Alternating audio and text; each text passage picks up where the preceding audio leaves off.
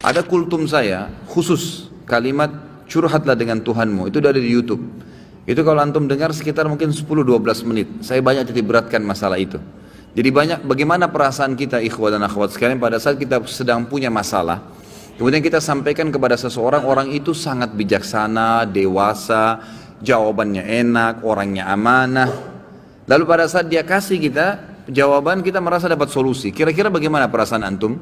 Senang dengan orang itu. Baik, setiap punya masalah kembali nggak ke orang yang sama? Kembali. Nah, orang mukmin tahu bahwasanya sebaik-baik tempat untuk curhat itu bukan manusia, Allah Azza wa Jalla. Para ulama salaf kita itu selalu kembali kepada Allah Subhanahu wa taala. Apa saja?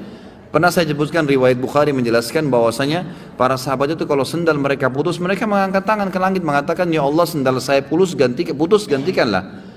Pada saat mereka lapar, ya Allah lapar, berikanlah makan. Memang Allah nggak lemparin sendal dari langit, Allah nggak bakal lemparin makanan dari langit, tapi jawaban doa datang dalam bentuk sinyal. Antum bilang ya Allah sembuhin saya, Allah nggak lemparin obat dari langit, tapi Allah nanti akan memberikan jalan keluar. Antum bisa konsultasi sama dokter, cocok konsultasinya, resepnya cocok, sembuh. Allah jadikan dokter dan obat itu perantara atau penyebab antum jadi sembuh, gitu kan? Ada orang yang antum ngobrol tiba-tiba diberikan solusi jalan keluar oleh Allah Subhanahu wa taala, maka kita dengan sendirinya bisa menghilangkan rasa lapar kita karena diajak makan oleh dia, dan begitu banyak jalan keluar dari Allah Subhanahu wa taala. Cuma memang yang harus diketahui ada beberapa syarat doa. Yang pertama ikhlas. Ya, ini wajib ikhlas dalam semua ibadah. Kalau orang tidak ikhlas hanya karena mau dipuji oleh orang, hanya karena rutinitas, sebuah kebetulan itu kan saja teman-temannya berdoa dia juga ikut berdoa, maka beda dengan orang yang mengkhususkan doa ikhlas kepada Allah Subhanahu wa taala. Yang kedua, dia harus berdoa dengan Allah Subhanahu wa taala, ya, tidak meminta sesuatu yang haram. Sebagaimana sabda Nabi SAW, doa yang diikuti dengan sesuatu atau permintaan yang haram tidak akan dijabah oleh Allah. Yang ketiga, berdoa dengan Allah sementara dia yakin. Kata Nabi SAW dalam hadis Bukhari, berdoalah kalian dengan Tuhan kalian muqinuna bil ijabah. Harus yakin Allah akan berikan ijabah. Ya, karena Allah tidak akan menerima doa, innallaha la yaqbalu doa min qalbin ghafil. Allah tidak akan terima doa dari hati yang lalai. Jadi harus diikuti dengan keyakinan. Yang keempat, menjauhi sumber-sumber haram, baik itu makanan, minuman, pakaian. Sebagaimana hadis yang sudah masyhur, Nabi SAW bersabda, seseorang rambutnya kotor, bajunya kotor, berantakan, gak punya alas kaki, berdoa ya Allah kasih, bagaimana Allah kasih makanan, minuman, pakaiannya haram, gitu kan? Kemudian yang kelima, tidak istijal dalam ijabah, tidak buru-buru. Kata Nabi SAW, yustajabu li ahadikum malam ya'jal. Pasti Allah kasih jawaban doa seseorang antara kalian selama dia tidak tergesa-gesa. Kata para sahabat, wa kaifa ya'jal ya Rasulullah, bagaimana cirinya orang yang tergesa-gesa? Kata Nabi SAW, yaqulu da'autu walam yustajabu li fatarakat doa. Dia bilang saya sudah berdoa tapi Allah belum kasih, lalu dia tinggalkan doa. Sementara doa itu punya batas sesuai dengan kadar bobot doanya. Misal, antum hanya sekedar lagi jalan, keluar dari rumah menuju ke satu tempat, antum mengatakan ya Allah mudahkanlah. Doa yang ringan, memang kebetulan antum lagi jalan ke situ, Allah mudahkan, selesai diijabah langsung pada saat itu kan. Ada doa yang bobotnya lebih berat. Istrinya misalnya dia baru nikah, dia belum tahu dia mandul atau istrinya mandul, lalu dia berdoa ya Allah berikan saya anak. Mungkin dalam kondisi istrinya mandul atau dia mandul, Allah Subhanahu wa taala meletakkan orang ini kalau mau dikasih anak berdoa setahun misalnya, sebulan misalnya. Ada orang baru 2 minggu berdoa berhenti, maka dia dapat pahala tapi nggak dapat targetnya. Padahal kalau dia sabar, dia doakan tidak ada masalah. Nanti akan kita lebih banyak bahas itu di aulia. Di sini ada nanti bahasan khusus untuk wali-wali Allah dan wali-wali syaitan. Akan banyak contoh-contoh di mana para orang-orang soleh dulu berdoa kepada Allah SWT dan diijabah oleh Allah, gitu kan? Tadi Nabi Zakaria berdoa 70 tahun baru Allah kasih. Bobot doanya memang berat. Dia minta agar istrinya mandul punya anak, dan itu secara fitrah manusia sudah Allah ciptakan nggak bisa. Tapi Allah SWT juga tetap berikan asal dia sabarin. Dia tunggu sampai tanggal atau saat dia akan diijabah oleh Allah Subhanahu wa taala. Kalau bahasa saya pribadi ya dalam ceramah, sebenarnya orang berdoa itu seperti volume tape recorder biasa kalau kita, atau tape yang besar, tape deck yang biasa kita lagi mau besarin tuh kayak ada lampunya dari kecil sampai ke besar. Nah, kalau kita sabarin terus sampai dia batas maksimal akan besar sekali itu gongnya, gitu kan? Akan besar sekali suaranya seperti itu. Ya, saya pernah ceritakan ada anak muda di Yaman, ya. yang menikah sementara dia buta. Masih ingat ya? Masih ingat gak nih? Hah? Kok kayak bengong? Anak muda di Yaman yang buta matanya hafal Quran menikah gara-gara doanya. Masih ingat gak? Atau belum saya ceritain? Wow, semangat ya kalau soal nikah. Ada satu anak muda di Yaman, kisah nyata terjadi. Dia hafal Quran dan waktu itu umurnya mencapai 23 tahun. Dan ini kisah sempat menghebohkan Timur Tengah. Ini tentang masalah dahsyatnya doa. Pada saat itu ikhwas sekalian dan akhwat, dia bilang sama orang tuanya, sama ayahnya, ayah, saya kayaknya merasa ingin menikah. Ayahnya ini setiap kali dia minta nikah pasti dibatalkan. Kata ayahnya, siapa yang mau menikah dengan kamu nak? Kamu buta, kamu gak bisa melihat, kamu sendiri harus diurus oleh orang lain. Belum tentu ada perempuan yang mau sama kamu. Nantilah gitu. Selalu begitu. Dia bilang lagi, sama lagi dipatahkan sama orang tuanya. Sampai akhirnya satu waktu dia putus asa, dia bilang, ya Allah, dia berdoa, ya Allah, tunjukkanlah kepada ayahku kalau aku ini layak menikah. Dan dia selama sebulan, perhatikan ya, ada kasus ini, dia berdoa sebulan, bukan berdoa sehari, 2 hari, 3 hari. Dia berdoa sebulan, yang dia minta sama Allah apa? Ya Allah, kasih saya seorang istri yang cantik, kaya, pintar. Semua dia minta nih, tiga-tiganya, gitu kan. Pokoknya cantik, kaya, pintar, gitu kan. Dia berdoa sebulan, terus dia berdoa sebulan.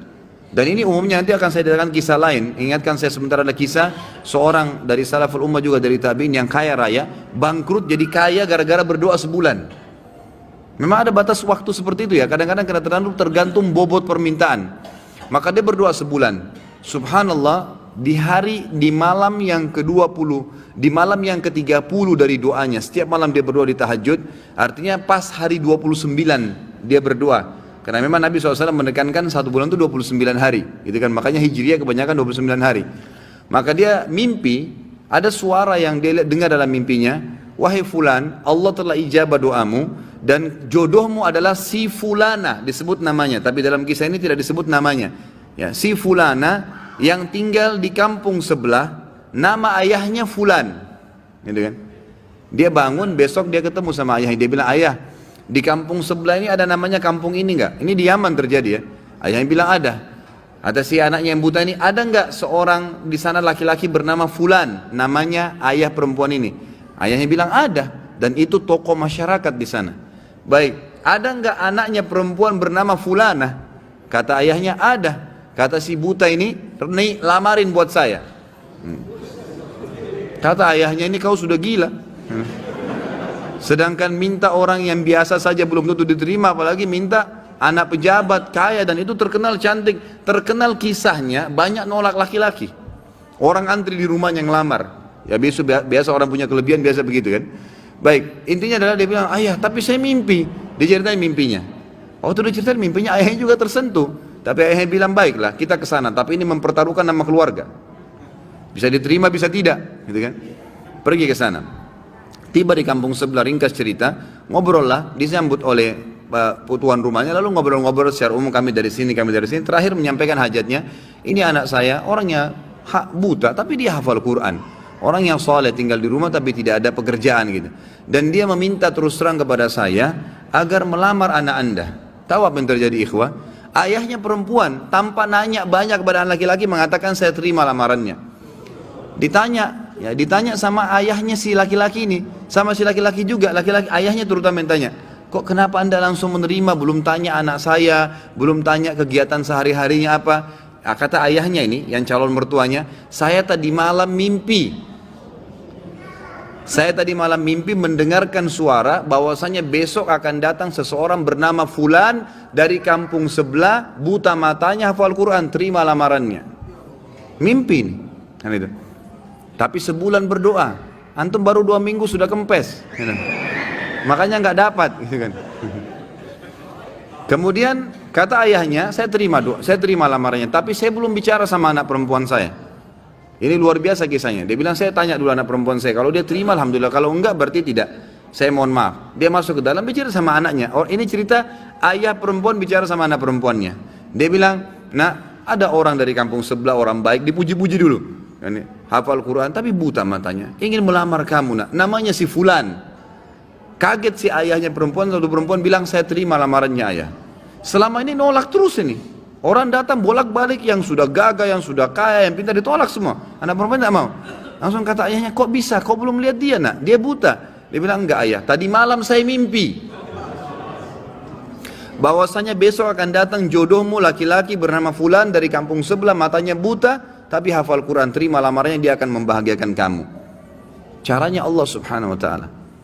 Kisah yang lain seorang salaful ummah dari tabi'in yang masyhur, tapi ini mohon maaf saya tidak terlintas namanya sekarang. Yang jelas beliau kaya raya, seorang ulama alim besar gitu kan, dan kaya raya. Tiba-tiba Allah coba bangkrut.